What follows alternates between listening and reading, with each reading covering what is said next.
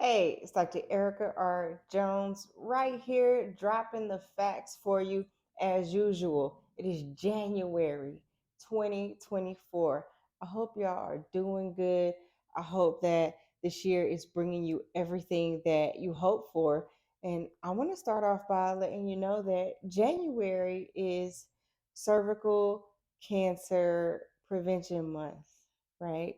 So, what that means is we are spending the month of January highlighting the need for anyone with a cervix to ensure that they are getting screened for cervical cancer, right?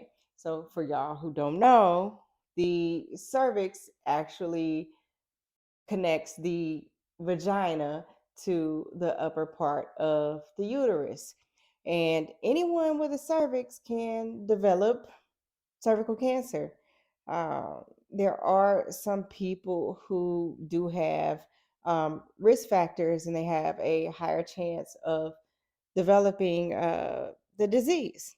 So, cervical cancer is one of the few cancers that actually has precancerous cells. That means that cells that don't or don't have cancer yet. And when you find those early, you can actually prevent the development of the actual cancer.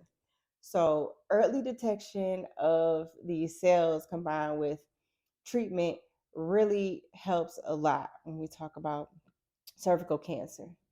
Did you know Hispanic and Black women are more likely to be diagnosed with and sadly even die from cervical cancer? So I just want you to encourage the women in your life to get regularly screened so that can help prevent cervical cancer. Once again, this is January Cervical Cancer Awareness Month. I want to talk to you about. There's three big risk factors of developing cervical cancer. One is using tobacco products.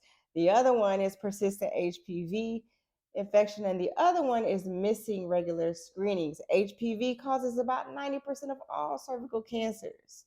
So while a lot of people get HPV at some time in their lives, they're usually able to clear the infection. But there are some people who cannot and do not clear HPV.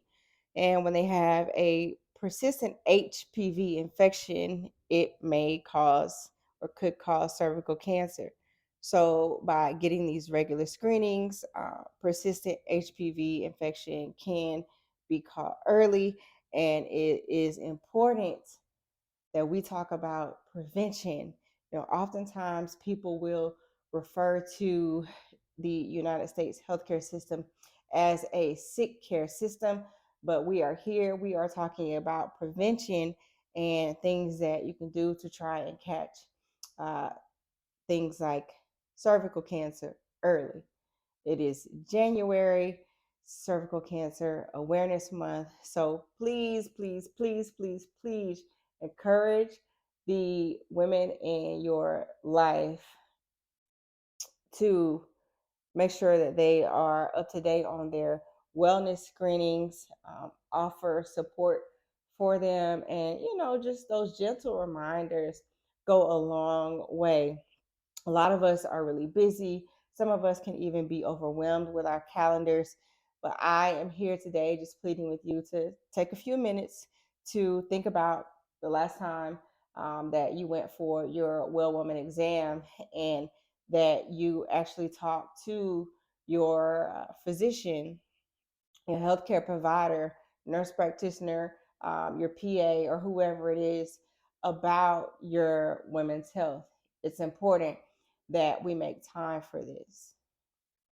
One of the main things I want you to know is that early stages of cervical cancer may not have any signs or symptoms, but as cervical cancer progresses, it may cause abnormal bleeding or abnormal discharge from the vagina. So, once again, it's very important that you take care of your women's health. It's important that you are in contact with your healthcare provider and that you're keeping track of any abnormal symptoms, any abnormal vaginal bleeding or abnormal discharge from the vagina. This is Dr. Erica Jones. I'm a board certified family medicine physician who is just here dropping the facts for you. Thank you for tuning in. If you haven't already, make sure you subscribe to the channel and make sure you like this video and comment if you want to talk about anything. Peace.